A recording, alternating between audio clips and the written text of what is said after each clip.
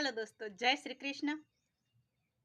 જો તમે યુવા વર્ગમાં છો અને મારો વિડીયો જોવો છો તો તમને ખાસ ભલામણ કે ક્યાંક તમે મૂંઝવણમાં હો, ક્યાંય પણ તમને એવું લાગે કે તમે મુસીબતમાં છો, તો તમે તમારા મમ્મી પપ્પાએ આપેલું જ્ઞાન હોય એને જરાક યાદ કરજો. કારણ કે આપણા પહેલા ગુરુ આપણા મા અને પપ્પા હોય છે.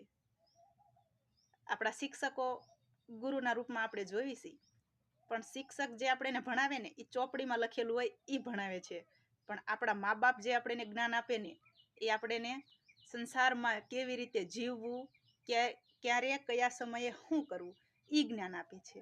એટલે જ્યારે પણ મૂંઝાવ ને ત્યારે તમારા મા બાપની વાતો યાદ કરજો. તમને એમાંથી એ પ્રશ્નનો સોલ્વ મળી જશે, પ્રશ્નનો જવાબ તમને એમાંથી મળી જશે. આપણા પહેલા ગુરુ આપણા મા બાપ છે. જય શ્રી કૃષ્ણ. ખુશ રહેજો.